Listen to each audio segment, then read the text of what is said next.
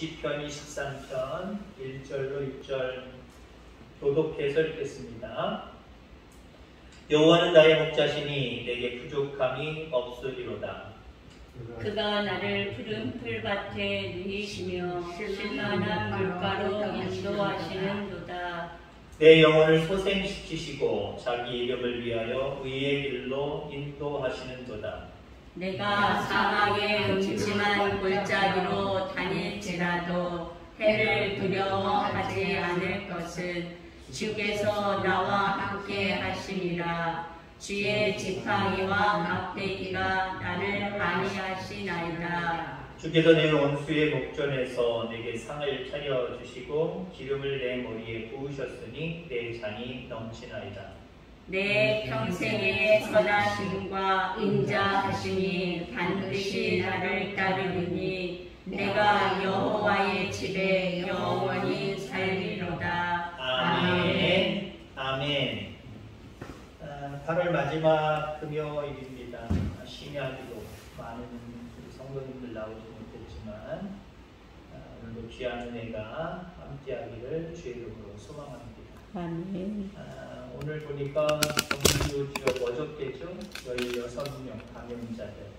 특별히 우리 김광숙 장로님 다혜 성도님으로 인해서 지금 집에서 경과를 지켜보고 다시 한번 다음 주 화요일 날 PCR 검사를 하고 수요일 날 음성이면 출근을 한다고 합니다. 그때까지 수요일 전까지 당분간 교회를 나오지 못하겠다고 말씀하셨고요. 또 이런 여러 가지 많은 사정으로 나오지 못한 경우들이 많이 있지만 오늘도 귀한 은혜가 우리 속에 충만하기를 주의 이름으로 축원합니다. 어떤 교회에서 목사님이 야외 예배를 가서 어린이부터 어른까지 다 모인 그 성도들에게 OX 문제를 냈다고 합니다. 그래서 좀 상품을 주어야 되겠다라고 첫 번째 문제를 시편 23편 5절의 말씀을 가지고 문제를 냈대요. OX 문제. 주께서 원수의 목전에서 내게 상을 베푸신다라고 시편 23편 5절에 말씀했는데 여기서 말하는 상은 밥상이다. 맞으면 O, 틀리면 X. 많은 성도들이 X 쪽으로 갔답니다. 장로님들, 원사님들, 집사님들, 그리고 나름대로 어느 정도 교회에 몇 년 다니셨던 분들이 거의 다 X로 갔대. 왜냐하면 그분들 생각에는 그 상은 밥상이 아니라 하나님께서 우리에게 믿음 안에서 주를 의지하고 살아가는 자들에게 주는 상급을 얘기한다. 상을 얘기한다. 포상 이런 거 있잖아요. 뭐 주는 거. 그걸 얘기한다. 그래서 X쪽으로 갔다는 거예요. 그리고 O 쪽에는 나온 지 얼마 안 됐는데 야외에 가자고 끌고 온 초신자가 얼떨결에 O 쪽에 있었다는 겁니다. 그 사람 혼자가. 목사님이 이제 중단을 하고 정답은 O라고 이야기를 했대요. 그 다음부터 게임이 진행이 되지 않았답니다. 왜냐하면 나름대로 자존심이 있는 장로님들이나 권사님들이 이런 분들이 아이 목사님 무슨 소리 하고 있냐고. 그 상은 밥상이 아니라 하나님 나라에 가서 받은 상급을 얘기하지 않느냐고.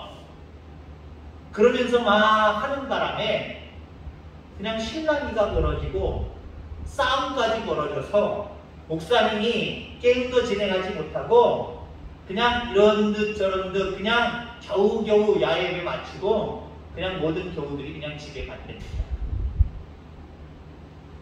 오늘 시편 23편의 내용은 아주 은혜롭고 편안하게 들으면 아주 편안하게 들리는 내용의 말씀입니다. 자, 그런데 곰곰이 생각해보면요, 이 시편 23편 말씀처럼 참 어려운 말씀도 없다라고 생각이 되어집니다.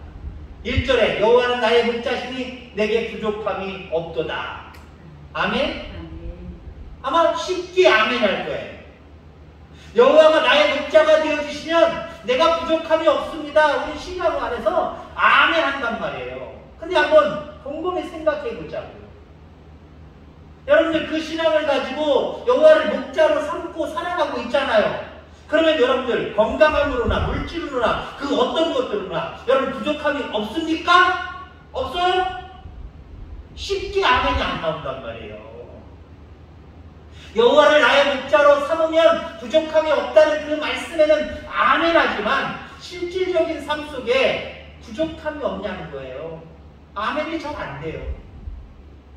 왜냐하면 돈이 모자랄 때도 있고 건강에 문제가 생길 때도 있고 여러 가지 많은 부분에서 정말 부족한 것들이 참 많이 느껴지는 그런 모습들을 우리가 가지고 있기 때문에 쉽게 아멘이 안 된다라고 하는 겁니다. 시편 23편을 진정으로 우리의 고백으로 고백하기 위해서는요, 최우선적으로 1절이 먼저 해결이 돼야 돼요. 믿음으로는 아멘 하겠는데 실질적으로 삶을 되돌아볼 때는 아멘이 절로 안 나온단 말이죠. 이게 해결돼야 나머지 2절, 6절까지 이게 해결이 되는 거예요. 이 고백이 우리의 일술에서 고백되어지는 거예요. 그럼 다윗이 여호와를 자신의 목자로 삼았을 때 부족함이 정말 없었을까요? 놀랍게도 앞장에 있는 시편 23편의 내용을 살펴보면 하나님 왜 나를 버리셨습니까? 하고 하나님 앞에 투정 부리는 내용이에요. 왜 하나님 나의 목자가 되어주시지 않고 나를 왜 이렇게 힘들게 하십니까? 나를 왜 버리십니까? 라고 지금 하나님 앞에 불신앙적인 그런 마음을 가지고 투정 부리고 있단 말이에요. 근데 갑자기 23장으로 넘어와서 여호와는 나의 목자시니 내게 부족함이 없도다. 한마디로 이상한 소리를 하고 있어요. 22장과 23장 사이에 다윗에게 엄청난 삶의 변화가 있었던 것도 아니에요. 그런데 22장에서는 왜 나를 버리셨나이까? 라고 하나님 앞에 투정하던 그런 다윗이 바로 다음 장 23장에는 여호와는 나의 목자시니 내게 부족함이 없다라고 고백하고 있다는 거죠. 이게 도대체 무슨 말인가라고 하는 겁니다. 자, 그래서 답을 얻기 위해서 우리가 생각할 수 있는 건 뭐냐면요. 시편 23편은 고백이기도 하지만 신앙적인 고백이기도 하지만 지도예요. 오늘은 시편 23편을 지도로 좀 바라보려고 합니다. 지도의 내용으로 바라보려고 해요. 그 내용을 보면은 한마디로 보호하심을 구하는 내용으로 가득 차 있어요. 그래서 오늘 제목이 보호하심을 구하는 기도. 여러분들 우리가 이 땅에 살아가면서 왜 나를 버리셨습니까? 라고 하는 일들이 우리 가운데도 많단 말이죠. 믿는 우리들에게도요. 믿음으로 말미암아 부족함이 없어야 되는데 실질적인 삶 속에서 왜 나를 버리셨습니까? 다윗처럼 고백하는 일들이 상당히 많아요. 자주자주 우리의 삶 가운데 찾아와요. 그래서 정말 여호와는 나의 목자시니 내게 부족함이 없다라고 하는 고백이 정말 안 나올 때가 있어요. 근데 고백은 안 나와도요. 중요한 것은요. 그렇게 기도하셔야 된다는 거예요. 왜 나를 버리셨습니까? 라고 하는 상황들이 내 앞에 펼쳐진다고 할지라도 좌절하고 낙심하고 포기하고 하나님을 의지하지 않냐고 뒤돌아서는 그런 여러분들 되지 않기를 바랍니다. 고백을 하지 못한다면 기도는 할 수 있잖아요. 여호와여 나의 목자가 되어 주시옵소서 먼저 기도할 수 있기를 주의 이름으로 축원합니다. 그렇습니다. 지금 우리가 힘이 들고 어렵고 심지어는 하나님이 버린 것 같은 느낌이 들더라도 하나님이 나의 목자가 되셨기에 우리는 결코 부족함이 없을 수 있는 상황으로 가게 돼 있어요. 그렇다면 왜 나를 버리셨습니까? 라고 하는 상황 속에서도 하나님 나의 목자가 되어 주시옵소서. 그 이야기는요. 왜 나를 버리셨습니까? 라고 하는 상황을 다시 보게 돼요. 기도하면.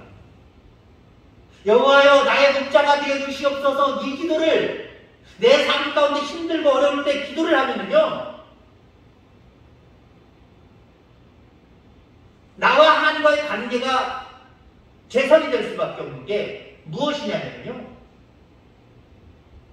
여호와가 나의 목자가 되어주지 않았기 때문에, 아니 내가 여호와를 목자로 전적으로 의지하지 않았기 때문에 나를 버리신 것과 같은 일들이 벌어지는 거예요. 그러니까 나를 버리신 것과 같은 일이 벌어졌을 때에 여호와여 나의 목자가 되어주시옵소서. 그 이야기는 하나님, 내가 혹시 하나님을 멀리 했다고 한다면, 하나님을 의지하지 않았다고 한다면, 그래서 지금 나를 버리셨나이까 라고 하는 그런 심정이 토로될 수밖에 없는 이 상황이 되어졌다고 한다면, 하나님 제가 회개하오니 하나님을 더욱더 목자로 붙들게 하여 주옵소서. 이 기도거든요. 지금 상황이 변화돼서 다윗이 나는 부족함이 없다 그렇게 얘기하는 게 아니에요. 어쩌면 상황은 22절의 상황이 그대로 있을지 몰라요. 다윗에게 아마 22장의 내용의 그런 어떤 상황이 그대로 있을지 모른다니까요. 그럼에도 불구하고 다윗은 어떻게 기도하는 거예요? 내가 하나님이 나를 버린 것처럼 그렇게 힘들고 어려운 상황들이 내게 벌어지는 것은 하나님이 나를 정말 버리셨기 때문이 아니라 내가 하나님을 멀리했기 때문은 아닌가? 이렇게 생각이 도달하는 거예요. 그러니까 다윗이 어떻게 기도해요? 바로 22장에서는 반대적인 모습으로 투정 부렸던 다윗이 23장으로 넘어와서 바로 태세가 바뀌어버리잖아요. 그 얘기는 하나님이 나를 버리셨다는 게 아니에요. 내 믿음에 뭐가 문제가 있구나. 그렇습니다. 세상에 힘들고 어렵고 잘 안 풀리는 문제가 있거들라 하나님이 나를 버리셨다가 아니라 내가 하나님을 버리거나 하나님을 멀리하지 않았나? 우리는 되돌아보고 하나님 나의 목자가 되어 주시옵소서 기도하는 기도가 우리 속에 있게 되기를 주의 이름으로 축원합니다. 자, 도우심을 구하는 기도를 이제 하게 됩니다. 그 도우심의 기도의 내용이 어떤 거냐면요, 4절의 말씀입니다. 물론 앞부분의 모든 내용들이 다 마찬가지지만 특별히 4절 주의 지팡이와 막대기로 나를 보호해 주옵소서 라고 기도하고 있다는 거죠. 주의 지팡이, 이건 돕는다는 의미가 있고요. 막대기, 긴 장대의 싸움의 도구로 쓰이는 것을 이야기합니다. 자, 그러니까 4절의 내용은 그 앞장까지 다 포함을 시켜서 사망의 음침한 골짜기처럼 어려움과 고통의 삶이 현장에 나의 삶 가운데 있을지라도 도울 것은 도와주시고 막을 것은 막아주시고 물리칠 것은 물리쳐 주시옵소서 라고 기도하고 있는 거예요. 내가 정말 하나님이 버린 것과 같은 절망과 낙심과 정말 어려운 일들이 내 앞에 있는데 하나님이 보호해 주시면 막아주실 것 막아주시고 도와주실 것 도와주시고 물리쳐 주실 걸 물리쳐 주시면 나는 부족함이 없게 된다는 거예요. 요는 그 하나님이 나의 목자가 되어 주셔야 된다는 거예요. 나를 보호해 주셔야 된다는 거예요. 그래서 다윗은 그렇게 기도하고 있다라고 하는 거죠. 다윗은 이미 많은 것들을 경험한 사람입니다. 특별히 하나님의 도우심에 대한 내용들을 많이 경험한 사람들이에요. 양떼를 칠 때도 그렇고 블레셋의 골리앗과 싸울 때도 하나님의 도우심이 무엇인지 그는 체험했단 말이에요. 하나님이 도와주셔야 도와주셨다라고 고백하는 건 그건 물론 바른 고백이고 정당한 고백이고 당연한 고백이지만 그 고백보다는요 우리는 미리 고백이 참 중요한 것 같아요. 미리 고백하면 하나님이 정말 보호하시고 도울 건 도우시고 막을 건 막으시고 인도하실 건 인도하시고 물리칠 것은 물리치게 하신 줄 기억하기를 바랍니다.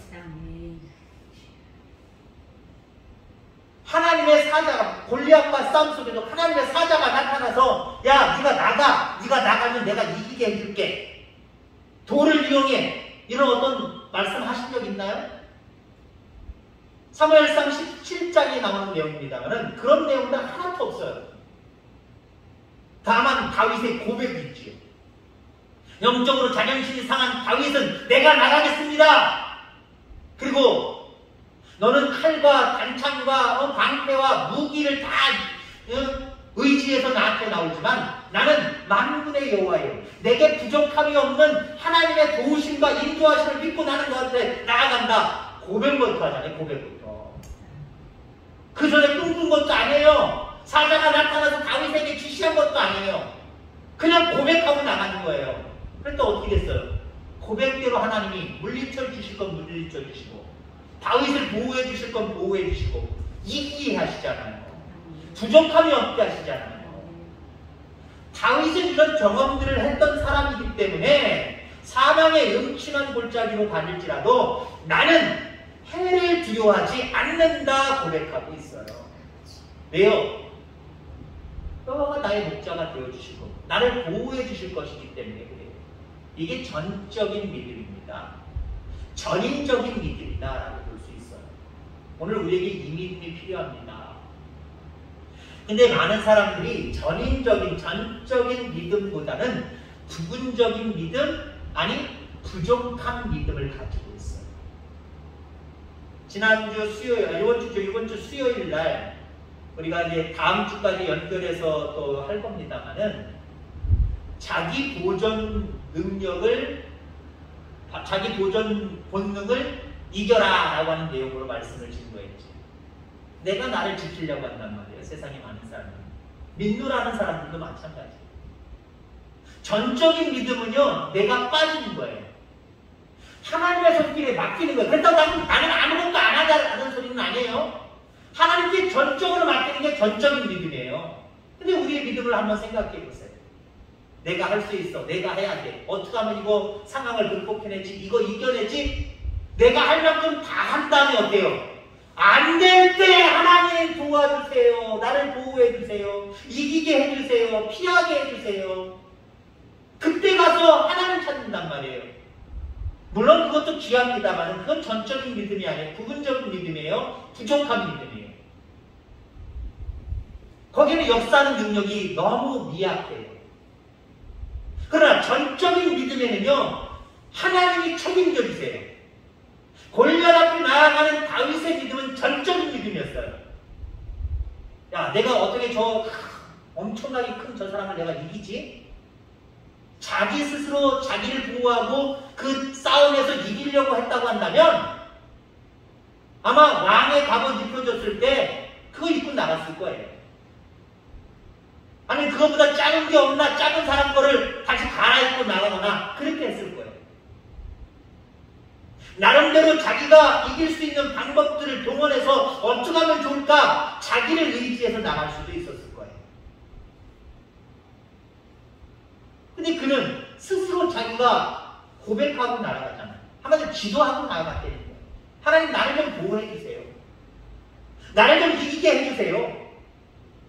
그래서 만군의 여호와 그 이름을 의지하고 열악한 환경이지만 앞으로 나갔습니다. 결국 승리하잖아요. 그럼 뭘 얘기하는 거예요? 전적인 믿음을 얘기하는 거예요. 여러분 그렇습니다. 특별히 이 시대는 모든 시대가 그렇습니다만 점점 불안하고 점점 악해지고 점점 위험하고 이런 시대가 되어져 가는 것 같아요. 이런 시대 속에서 우리에게 요구되는 것은 이 세상을 어떻게 잘 극복해 나갈 것인가 라고 하는 그런 어떤 자기 능력과 자기 지혜를 의지하는 것보다는 하나님을 전적으로 의지하는 믿음이 우리에게 필요하다는 거예요. 이 믿음이 저와 여러분들에게 있기를 주의 이름으로 축원합니다. 원수의 목전에서 상을 차려달라고 이렇게 기도하고 있어요. 보호하심의 기도를 넘어서서 평강의 기도를 하고 있습니다. 하나님 나에게 평강을 허락해 주세요. 자, 다시 한번 말씀드립니다만은 물론 이 5절의 말씀처럼 주께서 원수의 목전에서 내게 상을 베풀어 주신다. 이 상은 물론 하나님 나라에 가서 주시는 상급도 맞아요. 맞지만 그냥 문자 그대로 받아들이면 돼요. 밥상이에요, 밥상. 다윗이 지금 원수의 목전에서도 밥상 차려놓고 밥 먹고 밥상 차려놓고 잔치 벌이게 해주옵소서 지금 기도하고 있는 거예요. 이게 도대체 무슨 기도일까요? 우리가 밥을 먹을 수 있다는 건 당연한 거지만 큰 은혜입니다. 세상에 많은 사람들이 특히 나이가 들어가시면서 밥을 못 먹으시는 분들이 있어요. 특히 나이가 들어가실 때 그런 말을 우리가 주변에서 딸이든 아들이든 어른들 모시는 분들이 그러잖아요.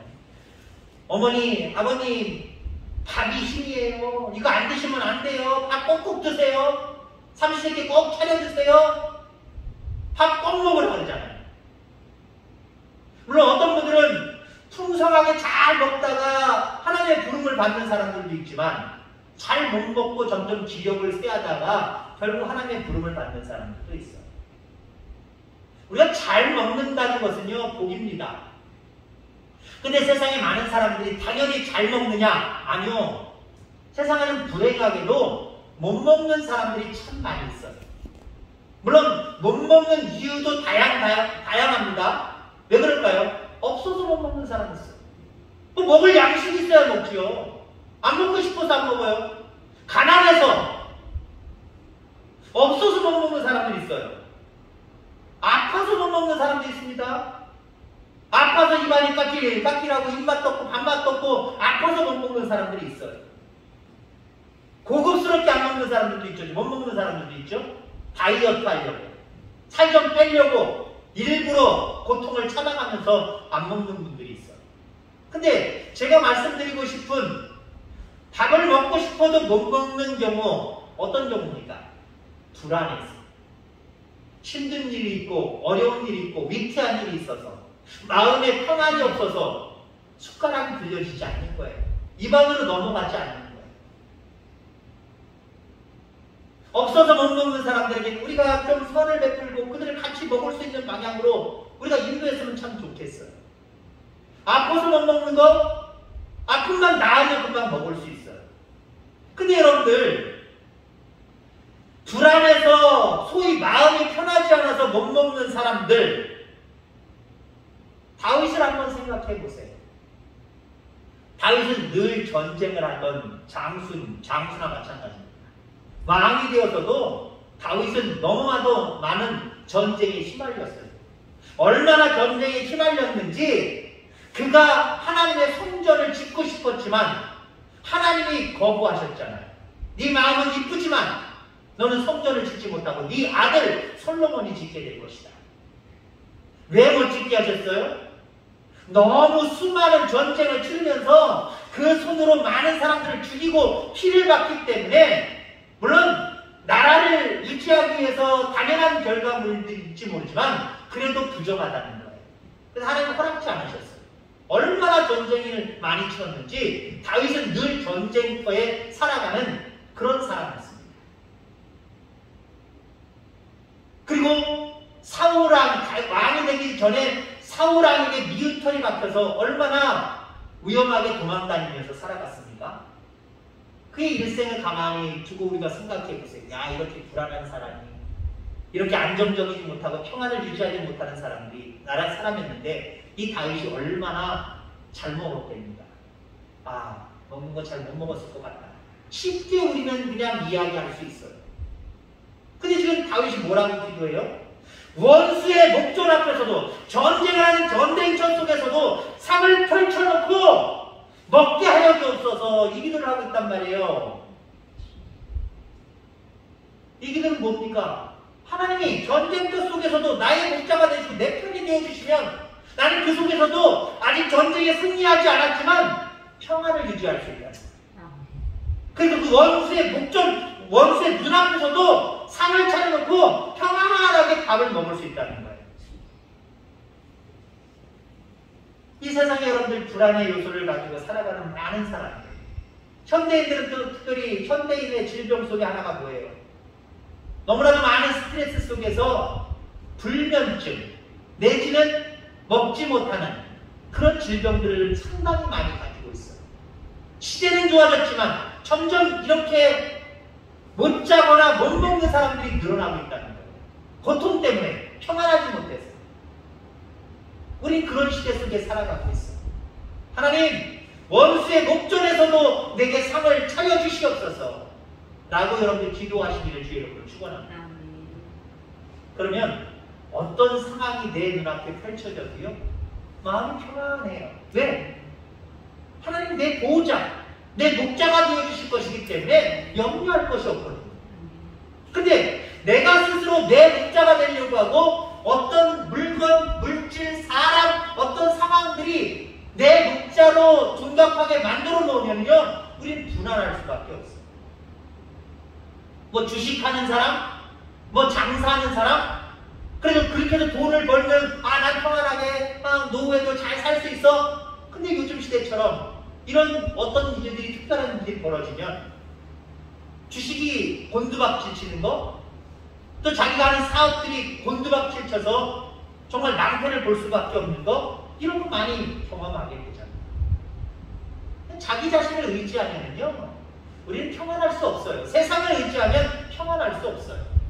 그러나 참된 반석, 참된 보호자, 능력의 그 주님을 나의 목자로 고백하고 그리고 그분께 맡기고 기도하고 살아가면 그분은 나를 지팡이와 막대기로 보호해 주십니다. 원수의 목전에서도 상을 차려놓고 편안하게 먹을 정도로 우리에게 평강의 은혜를 주십니다. 이 은혜가 저와 여러분들 가운데 기도할 때마다 하나님 앞에 맡기고 의지할 때마다 풍성하게 일어나는 놀라운 축복이 되기를 주의 이름으로 축원합니다. 기도하겠습니다. 하나님 아버지 감사합니다.